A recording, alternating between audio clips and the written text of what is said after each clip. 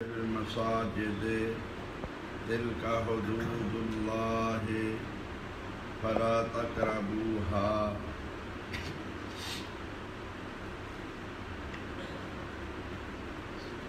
جبکہ تم اعتکاف کرنے والے ہو مسجدوں میں، یہ اللہ کی حدیں ہیں،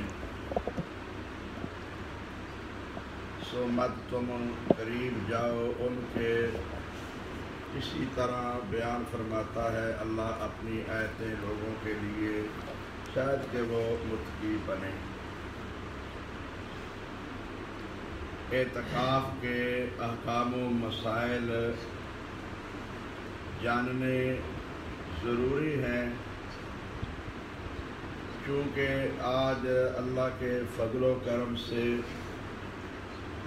20واں روزہ ہے اور اہل ایمان نے رات کو اعتکاف بیٹھنا ہے۔ اللہ تبارک و تعالیٰ نے اس مقام پر روزوں کے مسائل بیان فرماتے ہوئے اعتکاف کے مسائل بھی بیان فرمائے۔ ان میں سے یہ بھی ہے کہ رمضان المبارک کے مہینوں کی راتوں میں مرد کو سحری تک کھانے پینے ازدواجی معاملات کی اجازت تھی، لیکن اعتکاف کی حالت میں کھانے پینے کی اجازت تو برقرار رہی سحری تک، لیکن ازدواجی معاملات کو روک دیا گیا۔ تو اللہ تعالیٰ نے فرمایا کہ وَأَنْتُمْ عَاكِفُونَ فِي الْمَسَاجِدِ تِلْكَ حُدُودُ اللَّهِ، جب تم مسجدوں میں اعتکاف بیٹھے ہوئے ہو تو پھر فرمایا کہ وَلَا تُبَاشِرُوهُنَّ، ان اپنی ہی بیویوں سے تم کو مباشرت کرنی منع ہے۔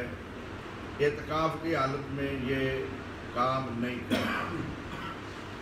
اعتکاف کا معنی ہے ٹھہرنا، شرعی معنی ہے اللہ تبارک و تعالیٰ کی رضا کے لیے اپنے دنیاوی کام کو چھوڑ کر ایک عشرہ 10 راتیں اللہ کے گھر میں بیٹھ جائیں۔ مرد ہو عورت ہو، یہ سب کے لیے ایک ہی حکم ہے، وَأَنْتُمْ، اور تم۔ اس تم میں مرد بھی ہیں عورتیں بھی ہیں کہ عاکفون فی المساجد، کے اعتکاف کرنے والے ہو مساجد مسجدوں میں۔ تو قرآن کی اس نص قطعی سے ثابت ہو رہا ہے کہ اعتکاف صرف مسجد میں ہوگا، اعتکاف کرنے والا مرد ہو یا عورت ہو۔ گھر میں اعتکاف نہ مرد کا ہوگا نہ کسی عورت کا ہوگا۔ تینوں امام شافعی، امام مالک، امام احمد بن حنبل، وہ بھی یہی بات کہتے ہیں کہ اعتکاف مسجد میں ہی ہوگا، خواہ عورت کیوں نہ ہو۔ صرف ایک امام ابو حنیفہ ہیں، وہ کہتے ہیں کہ عورت گھر میں بھی اعتکاف بیٹھ سکتی ہے۔ نبی کریم صلی اللہ علیہ وسلم کی ازواج، آپ کی بیویوں نے اعتکاف کیا ہے، نبی کریم کے ساتھ کیا ہے تو انہوں نے مسجد میں ہی کیا ہے۔ نبی کے بعد بھی کسی نبی کی بیوی سے گھر اعتکاف بیٹھنا ثابت نہیں ہے۔ اعتکاف بیٹھتی تھی تو وہی ثابت ہوگا نا جو نبی کریم صلی اللہ علیہ وسلم کے ساتھ مسجد میں بیٹھا کرتی تھی۔ کسی حدیث میں یہ وضاحت نہیں کہ کوئی عورت گھر میں اعتکاف بیٹھتی ہو نبی کریم صلی اللہ علیہ وسلم کی بیویوں میں سے۔ تو اعتکاف کے لیے سنت اور اعتکاف کے مسائل میں سے یہ ضروری ہے کہ وہ مسجد ہو. پھر یہ سمجھیں کہ اگر عورت نے اعتکاف کیا ہے، عورت کی وہ حالت ہو گئی ہے جس میں اس کو نماز معاف ہے، تو اس کا روزہ بھی ختم ہے اور اس کا اعتکاف بھی ختم ہے. نبی کریم صلی اللہ علیہ وسلم ہر سال آخری عشرہ اعتکاف کرتے تھے، لیکن آخری سال آپ صلی اللہ علیہ وسلم جس سال انتقال فرمایا ہے اس سال آپ نے 20 دن کا اعتکاف فرمایا ہے. تو نبی کریم صلی اللہ علیہ وسلم کی سنت کے مطابق انسان عمل کرے، اسی کا اجر اور ثواب ہے. نبی کریم صلی اللہ علیہ وسلم ہر رمضان میں جبریل کے ساتھ قرآن کا دور کیا کرتے تھے. جبریل آ کر پہلے پڑھتا ہے، پھر نبی کریم صلی اللہ علیہ وسلم آ کے پیچھے پیچھے قرآن پڑھتے ہیں. اعتکاف کے متعلق بہت سارے لوگوں کے غلط بھی نظریات ہیں. غلط سے مراد ہے کہ سنت کے مطابق نہیں، اپنی طرف سے بعض لوگوں نے بعض مسائل کھڑے ہوئے ہیں جو کہ شریعت سے ثابت نہیں ہیں.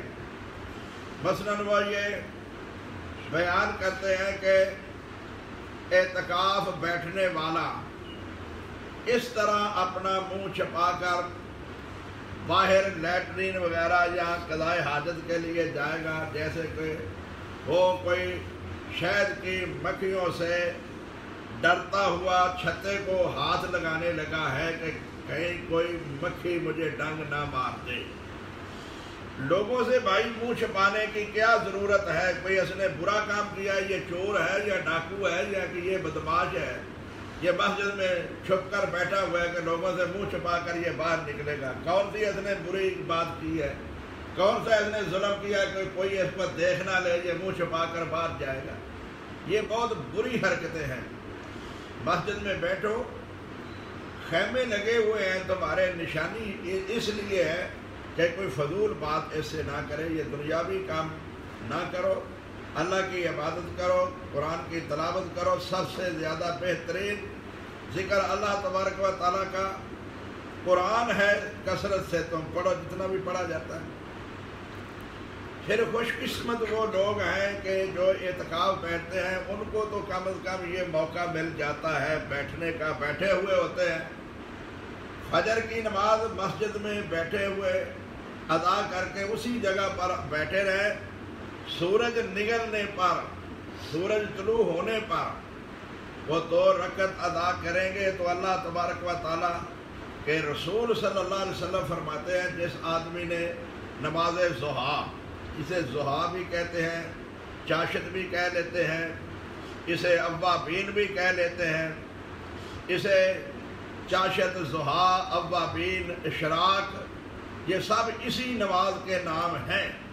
بعض لوگوں نے الگ الگ بھی ان کے نام اور رکعتیں بیان کی ہیں، یا 2 اشراق کی الگ کرتے ہیں اور پھر تقریباً کوئی 10 بجے کے قریب جس وقت اونٹ کے بچوں کے پاؤں گرمی سے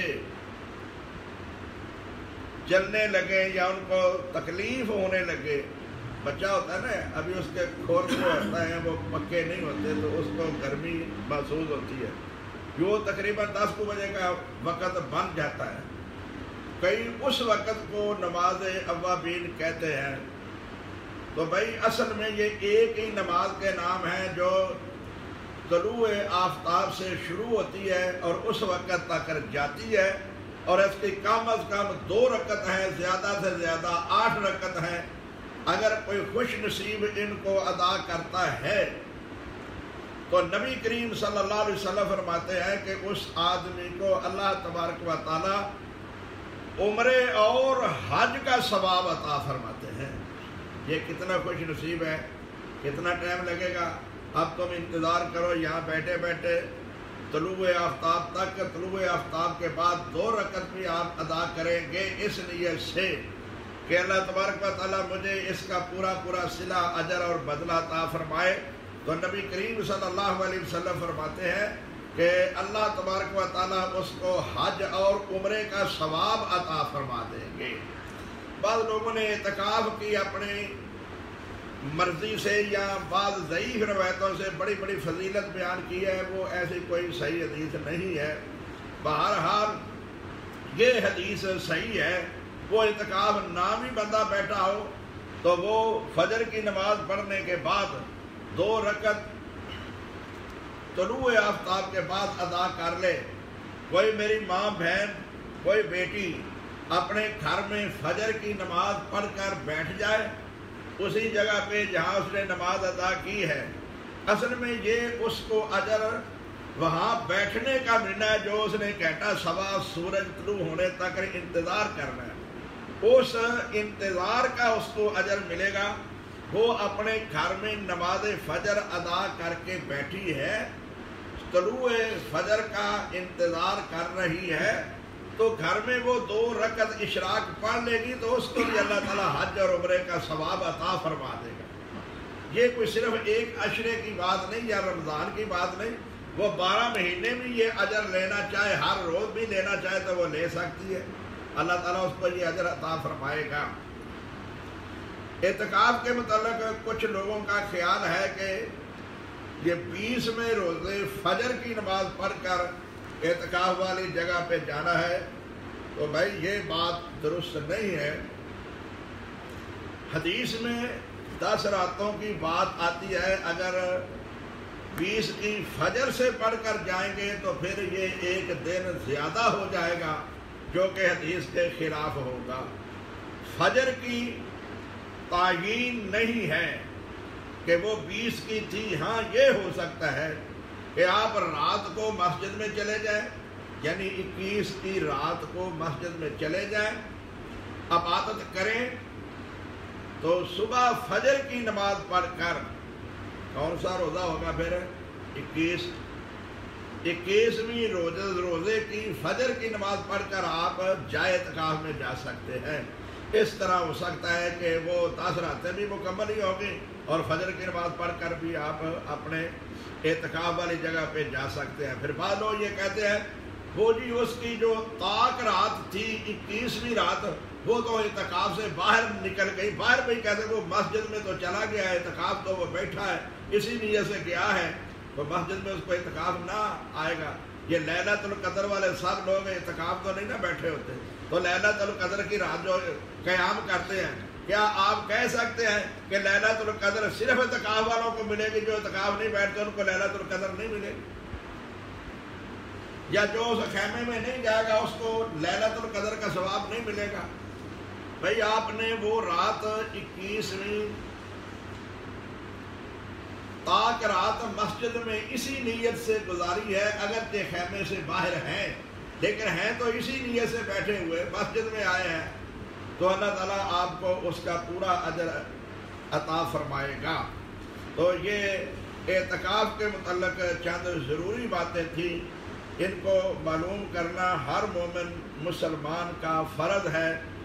اعتکاف کے متعلق ضروری باتیں یہ بھی ہیں کہ حاجت کے وقت قضائے حاجت کے لیے وہ جا سکتا ہے، اسے ضروری غسل کی غرض سے بھی باہر جانا پڑے تو وہ جا سکتا ہے۔ آج کل تو ویسے ہر مسجد میں سہولتیں اللہ کے فضل و کرم سے، تو مسجد میں ہی سارے انتظامات مکمل ہیں، باہر جانے کی ضرورت ہی نہیں ہے۔ ہاں اگر کوئی آدمی ایسا ہے کہ اس کو کھانا لا کر نہیں کوئی دے سکتا تو وہ گھر سے کھانا لا بھی سکتا ہے، گھر جا کر کھا بھی سکتا ہے، ایسی بھی کوئی بات نہیں۔ کوئی اگر عورت ہے مسجد میں اعتکاف کرنے والی ہے، اس کا کوئی کھانا پکانے والا نہیں، تو وہ گھر جا کر پکا کر لا سکتی ہے، گھر پکا کر کھا کر پھر بھی آ سکتی ہے۔ یہ کوئی شریعت اس پر اتنی پابندی نہیں لگا رہی کہ تم اعتکاف بیٹھے ہو تو تم پر اتنی سختی ہے کہ تم کھانا بھی تیار نہیں کر سکتے۔ تو یہ بعض لوگوں نے اپنی طرف سے زیادتیاں کی ہوئی ہیں، لوگوں پر سختیاں کی ہوئی ہیں. اسلام میں اتنی سختی نہیں ہے. ایک سہولت اور بھی ہو سکتی ہے. کوئی مرد ہے یا عورت ہے، یہ بہت بڑی سہولت ہے. اعتکاف تو کرنا ہے اس نے رات کا، پاک راتوں میں اسے لیلۃ القدر ملے گی نا، اس کو ہی تلاش کرنا ہے نا. نبی کریم نے فرمایا اس کو ان آخری راتوں میں تلاش کرو، تو یہ ہوگی پاک راتوں میں. اگر آپ کو ہر رات کو ہر دن کو اعتکاف کا ٹائم نہیں ملتا، یعنی مسلسل 10 راتیں 10 دن آپ نہیں بیٹھ سکتے، تو آپ دن کے وقت کاروبار کریں، ہر رات کو آ کر رات کے اعتکاف کی نیت سے اعتکاف کر سکتے ہیں. ذرا توجہ فرمانا اس مسئلے کی طرف. اگر آپ مسلسل سارا دن اور ساری رات 10 دن نہیں بیٹھ سکتے کاروبار کی وجہ سے، تو بھائی وہ وقت تو آپ کو ملے گا رات کو. سارا دن آپ کاروبار کریں، صرف رات کے اعتکاف کی نیت کریں، ہر رات کو آ کر اعتکاف بیٹھ جائے کریں. اگر مسلسل 10 راتیں نہیں بیٹھ سکتے تو صرف آپ طاق راتوں کی نیت کر کے اعتکاف بیٹھ جائیں، صبح پھر اپنے کاروبار پہ چلے جائیں. اس طرح بھی یہ سہولت ہو سکتی ہے. اگر انسان ان موقعوں سے فائدہ اٹھانا چاہے تو اللہ تعالیٰ اس کو یہ اجر و ثواب بھی عطا فرما سکتے ہیں. اللہ تبارک و تعالیٰ ہمیں اور اعتکاف کرنے والے سب لوگوں کو جو یہ امید رکھتے ہیں ان کو پوری توفیق عنایت فرمائے، صحت کاملہ عاجلہ عطا فرمائے کہ وہ اعتکاف کر سکیں اور اللہ تبارک و تعالیٰ کے اجر و ثواب کو حاصل کر سکیں. نبی کریم صلی اللہ علیہ وسلم نے فرمایا من قام رمضان ایمانا واحتسابا غفر له ما تقدم من ذنبه.